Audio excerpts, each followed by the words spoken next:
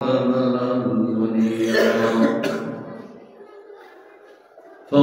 قال الله تعالى تبارك وتعالى في كلامه المجيد وفي فرقانه الحميد. أعوذ بالله من الشيطان الرجيم. بسم الله الرحمن الرحيم. وهذا البلد الأمين لقد خلقنا الإنسان في أحسن تقويم ثم رددناه أسفل سافلين إلا الذين آمنوا وعملوا الصالحات فلهم أجر غير ممنون. فما يكذبك بعد بالدين؟ أليس الله بأحكم الحاكمين؟ وقال الله تعالى في آيات الكريم: ولقد كرمنا بني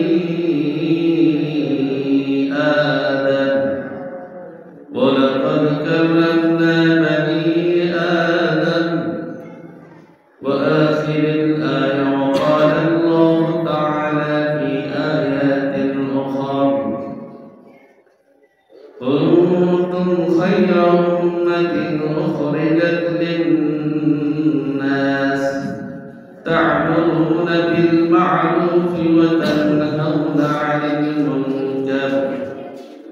وقال خير الأنبياء صلى الله عليه وعلى آله وسلم: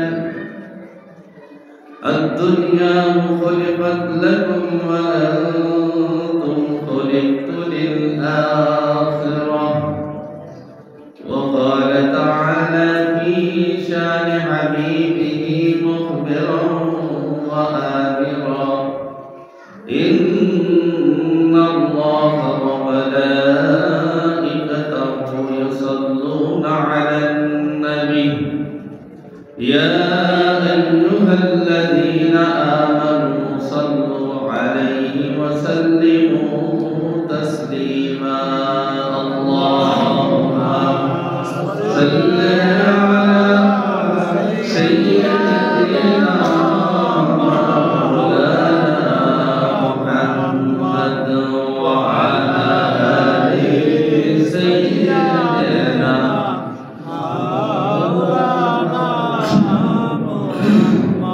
اللهم صل على سيدنا مولانا محمد وعلى آل سيدنا مولانا محمد. جهر جنة قدر شتوشانار Medina স্বপ্ন যোগে পাইবে দেখা হও যদি তার দেওয়ানা।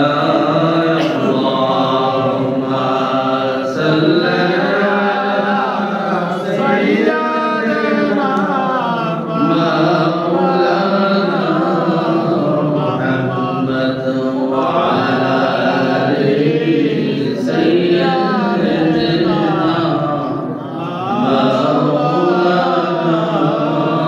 محمد। তোমার জন্য ধন্য আরব ধন্য হলো মদিনা। ধন্য হলো কায়নাত দন্য সারা দুনিয়া আল্লাহুম্মা সাল্লি আলা সাইয়্যিদিনা মাওলানা মুহাম্মদ ওয়া আলা আলিহি সাইয়্যিদিনা মাওলানা মুহাম্মদ আসয়াকা জয়বাকা সঙ্গে যাবে না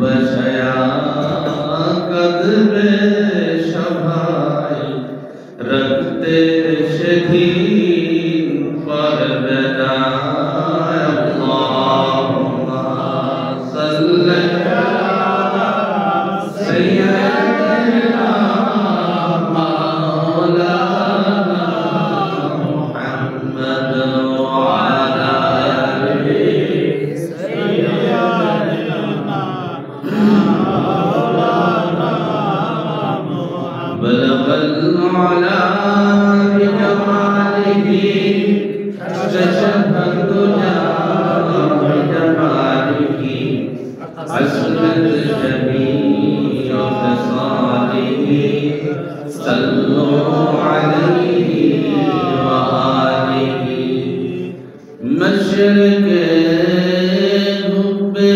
মুহাম্মদ মতলয়ে দাওয়ালিমা মতলয়ে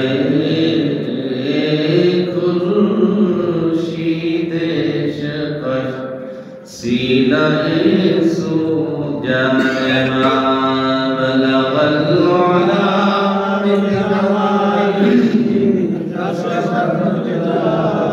بجماله حسرت جميع خصاله صلوا عليه وآله معزز محترم পবিত্র জুমার মসজিদে আগত সম্মানিত মুসলিয়ান ইকরাম মহান আল্লাহ রাব্বুল আলামিন দীর্ঘ একটি সপ্তাহ পরে আমাদেরকে সুস্থ রেখে মহান রব্বুল আলামিন তার ঘরের মেহমান হিসেবে আপনাকে আমাকে কবুল করেছেন। সবটুকু আবেগ অনুভূতিকে উজাড় করে দিয়ে কালিমাতুল শুকর আদায় করে জবান খুলে দারাজ কণ্ঠে বলি আলহামদুলিল্লাহ। লক্ষ কোটি দুরূদ ও সালাম এই বিশ্ব সভার সভাপতি সমস্ত নবী কিংবা রাসূলগণের মাথার মুকুট সৈয়দুল মুরসালিন ইমামুল কিবলাতাইন নবিয়ুল হারামাইন আখতাবে নবুওয়াত শাহনশাহ রিসালাত নূরুন আলা নূর সৈয়দুল আম্বিয়া সৈয়দুস সাকালাইন জাদ্দুল হাসান আল হুসাইন নবিয়না শফিয়না হাবিবনা তাবিবনা কুদআতিনা হুজুর আকরাম সাল্লাল্লাহু আলাইহি ওয়াসাল্লামের উপর বিনা দরখাস্তে মহান রব্বুল আলামিন সেই নবীর একজন উম্মত হিসেবে কবুল করেছেন বলে আলহামদুলিল্লাহ। সম্মানিত হাজিরিন, গত জুমাতে এখানে আলোচনা রেখেছিলাম সূরাতুত তিন। খেয়াল আছে তো? সূরাতুত তিনের তাফসীর করতে গিয়ে আমরা প্রথম দুইটি তিনটি আয়াতে অতিক্রম করেছিলাম। তো যেখান থেকে আমরা আয়াতে কারিমা রেখেছিলাম ওইখান থেকে আলোচনা চলবে ইনশাআল্লাহ। তো গত জুমায় যে সূরা ৩ এর বিষয়বস্তু এবং গুরুত্ব এবং তাফসীর আমরা শুনেছিলাম তুরে সিনা, তুরে সিনা অর্থাৎ তুরে সিনা ওয়া হাযাল বালাদিল আমিন। এই তুরে সিনা এই শব্দটার তাফসীর শুনেছিলাম তুরে সিনা ওয়া হাযাল বালাদিল আমিন, এখানে আলোচনা সমাপ্ত করেছিলাম। আল্লাহ পাক রব্বুল আলামিন সূরা ৩ এর প্রথম কসম খাইলেন, ৩ এর দ্বিতীয় কসম খাইলেন যাইতুনের, তৃতীয় কসম খাইলেন তুর পর্বতের। সাইয়েদনা মুসা আলাইহিস সালামের যেইখানে সন্তান জন্মগ্রহণ হয়েছে এবং যেইখানে আল্লাহ তাআলা তাওরীত কিতাব নাযিল করেছেন তুরে সিনা। অর্থাৎ তুর পর্বত। আর 4 নম্বর কসম, 4th নম্বর শপথ আল্লাহ করেছেন, 4th নম্বর শপথ করেছেন ওয়াহাযাল বালাদিল আমিন, নিরাপদ নগরী পবিত্র মক্কার কসম। সুবহানাল্লাহ। তো নিরাপদ নগরী পবিত্র মক্কার কসম খেয়ে, নিরাপদ নগরী এজন্য বলা হয়, মক্কা হলো পৃথিবীর মাঝে যত দেশ আছে এই সমস্ত পৃথিবীর কেন্দ্রবিন্দু হলো মক্কা। সমস্ত পৃথিবীর কেন্দ্রবিন্দু মক্কা। কেন্দ্রবিন্দু কি বলে? বলে পৃথিবীর কেন্দ্রবিন্দু। কেন্দ্রবিন্দু বলতে বোঝা যায় যে জিনিস সৃষ্টি শুরু হয়েছে যেখান থেকে, পৃথিবীর মূল যেটা মধ্য, পূর্বে যতদূর, পশ্চিমে যতদূর, আর উত্তর দক্ষিণে যতদূর, এর মেডেল মধ্য হচ্ছে মক্কা। সুবহানাল্লাহ। আর এটা কেমনে হয়েছে? বিজ্ঞান বলে পৃথিবীর সৃষ্টি জগতে 4 ভাগের 3 ভাগ পানি, 1 ভাগ মাটি। বলেন 4 ভাগের 3 ভাগ পানি, 1 ভাগ মাটি। তো আল্লাহ তাআলা যখন আগে মাটি বানায় না, আগে পানি বানাইছে। কি বানাইছে? পানি বানাইছে। তো পানি সৃষ্টি করার পরে, পানি তৈরি করার পরে, পানির মধ্যে দেখুন না, পানির যত স্রোত বেশি হয়, পানির চাপ যত বাড়ে, তো পানির চাপ দুই দিক থেকে যখন পানি, চতুর্দিক থেকে পানির চাপ, চৌমাথা যেটা বলে, আপনারা চাঁদপুরে পদ্মা, মেঘনা এবং চাঁদপুরের 4 নদীর মোহনা যেটাকে বলে, এই জায়গায় কিন্তু ভয়ানক প্রত্যেক বছর কিছু না কিছু লঞ্চ ডোবে, স্টিমার ডোবে, ট্রলার ডোবে। মানে চৌমাথা পদ্মা এবং মেঘনা, আর এদিকে চাঁদপুরের ছোট নদী, আর এদিকে 4 নদীর মোহনা যেটাকে বলে। তো এই জায়গায় কিন্তু সব ডোবে, কারণ চতুর্দিকের পানির একটা চাপ আসে। আর যেখানে পানির চাপ আসে ওই জায়গায় একটা ঘোলাটে, একটা ঘোলার গোল একটা চিহ্ন পড়ে পানির চাপে।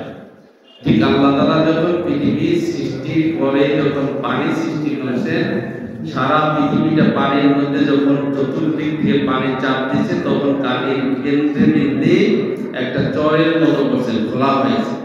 এটাকে আরবিতে বলা ভাক্কা। এটাকে বলে কি? ভাক্কা। ভাক্কা। তো ভাক্কা মানে হলো পানির ফেনার ঘোলা, যেই জায়গায় কেন্দ্রবিন্দু হয় ঘোলাতে। ঠিক এই মক্কার পূর্বের নাম ছিল ভাক্কা। কারণ আল্লাহ তাআলা কুরআনুল কারীমে আরেক জায়গায় বলেছেন, ইন্না আউওয়ালান বাইতা উদিয়া লিন-নাস লাল্লাযী বিবাক্কা। এখানে আল্লাহ তাআলা স্পষ্ট বলেছেন লাল্লাযী বিবাক্কা। এখানে মক্কা বলেন নাই, বাক্কা বলেছেন। বাক্কা মানে হলো পৃথিবীর কেন্দ্রবিন্দু, যেই জায়গায় পৃথিবী শুরু হয়েছে। সুবহানাল্লাহ বলবেন। তো শুরু হয়েছে যেই জায়গায়, ওইটাকে বলা হয় বাক্কা, পানির ফেনা। তো ওই জায়গায় ঘুরতে ঘুরতে ঘুরতে ঘুরতে ঘুরতে ঘুরতে ঘুরতে ঘুরতে একটা চর পড়ছে। তো চর পড়ার পর ওই জায়গায় একটা মরুভূমির মতো একটা বিশাল চর আস্তে আস্তে, এরপরে আল্লাহ পাক রব্বুল আলামিন নির্দেশ করবে, সেটা হলো একটা মরু আরব। কি বলে? আরব। এই মক্কার নাম প্রাচীন কালে, প্রাচীন ইতিহাসে মক্কার নাম হলো আরব। কি বলেন? আরব। আরব। তো আরব হলো পৃথিবীর সৃষ্টির পরে একজন ধর্মজাতক ছিলেন, আমাদের নবীর পূর্বপুরুষ। নবীর পূর্বপুরুষ যার নাম ছিল ইয়ারিব। কাহতানের পুত্র ইয়ারিব। কাহতানের পুত্র ইয়ারিব। এই ইয়ারিবের পুত্র নামে নামকরণ করা হয়েছে আরব। সুবহানাল্লাহ বলে। এই আরবটা ওরা আবার ছিল 2 ভাই। আরব ভূখণ্ডটা 2টা ভাগে, তখন প্রাচীন কালে 2টা ভাগ ছিল। একটা ছিল আরবে আরিবা, আর একটা ছিল আরবে বাইরা। আর মাঝে যেটা ছিল ওটার নাম ছিল আরবে মুস্তারিবা। যাই হোক, এটা ইসলামিক ইতিহাসের বিশাল একটা ইতিহাসের পর্ব, সেদিকে আমি মূল যাব না। মূল যেটা কথা হচ্ছে সেটা হচ্ছে আল্লাহ তাআলা বলছেন ওয়াহাযাল বালাদিল আমিন, পবিত্র নগরী মক্কার কসম। তো এই মক্কাকে বলা হলো নিরাপদ নগরী। ওয়াহাযাল বালাদিল আমিন মানে হলো নিরাপদ। হাযাল বালাদ মানে হলো দেশ, নিরাপদ নগরী বা নিরাপদ কান্ট্রি। তো এই নিরাপদ কান্ট্রি কেন বললেন? হযরত আমাদের জাতির পিতা হযরত কে? ইব্রাহিম আলাইহিস সালাম। তো ইব্রাহিম আলাইহিস সালাম তার সন্তানকে যখন ডাকছে, সূরাতুল ইব্রাহিমের মধ্যে আছে, সূরা ইব্রাহিমের যত সম্ভব 34 নম্বর আয়াতের মধ্যে হযরত ইব্রাহিম আলাইহিস সালাম তার সন্তানকে যখন আরবে যখন ডাকলেন, তখন এই আরবের নাম ছিল কি বলেন? আরবে আরিবা। আর আরবে আরিবা এই জন্য আরব নাম করা হয়েছে, ইয়ারিব শব্দের অর্থ হলো বৃক্ষ লতাবিহীন মরুভূমি। বৃক্ষ লতাবিহীন মরুভূমি। এই জায়গার মধ্যে কোথাও কোনো ঘাস ছিল না, সবুজ ঘাস ছিল না, শুধু বালু আর বালু, শুধু বালু আর বালু। তো এই জন্য এটাকে আরব মানে হলো বৃক্ষ লতাবিহীন মরুভূমি, আরব শব্দের অর্থ। তো এর থেকে আরবের উৎপত্তি হচ্ছে। হযরত ইব্রাহিম আলাইহিস সালামকে আল্লাহ তাআলা বলেছেন যে ইব্রাহিম তোমার সন্তানকে আরবে যেই জায়গার মধ্যে বৃক্ষ লতাবিহীন মরুভূমি, যেই জায়গার মধ্যে কোথাও কোনো গাছ নাই, পানি নাই, এমন জায়গার মধ্যে তোমার সন্তানকে রেখে আসবা। হযরত ইব্রাহিম আলাইহিস সালামের বাড়ি কোথায় ছিল? মিশর। ওই মুসা গত জুমায় বলছিলাম, মুসা সালামের বাড়ি মিশর।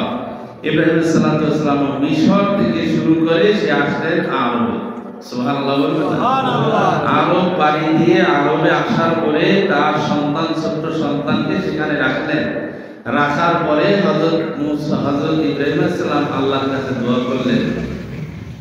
যখন তার সন্তানকে সেখানে রাখার পরে জিজ্ঞেস করছেন তার স্ত্রী, প্রিয়তমা স্ত্রী হযরত হাজেরা রাদিয়াল্লাহু তাআলা আনহা, তিনি জিজ্ঞেস করছেন, হে আমার প্রিয় স্বামী ইব্রাহিম, আপনি যে এখানে রেখে যাচ্ছেন, এখানে কোথাও কোনো গাছ নাই, পানি নাই, পানির মস্ক নাই, পান পাত্র নাই, কোনো মানুষ বসবাস করে না, কোনো পশু পাখিও বসবাস করে না, এই জায়গার মধ্যে আপনি রেখে যাচ্ছেন, এটা কি আপনার হুকুমে না আল্লাহর হুকুমে? সুবহানাল্লাহ বলবেন না? নবী যেমন নবীর স্ত্রী, যদি বলেন নবী যেমন নবীর স্ত্রী আল্লাহ তাআলা নির্বাচিত করে বানাইছেন। তো নবীজি হযরত ইব্রাহিম আলাইহিস সালাম বলছেন যে এটা আল্লাহর হুকুমে রেখে আসছে। সুবহানাল্লাহ। এবার স্ত্রী বলতেছে আপনি নিরাপদে চলে যান, যে আল্লাহ এখানে রাখার হুকুম করেছে। হাসবুনাল্লাহ ওয়া নি'মাল ওয়াকিল, নি'মাল মাওলা। আমার জন্য একমাত্র আল্লাহ যথেষ্ট, আমার জন্য আল্লাহ সাহায্যকারী হবে, আপনি চলে যেতে পারেন। সুবহানাল্লাহ।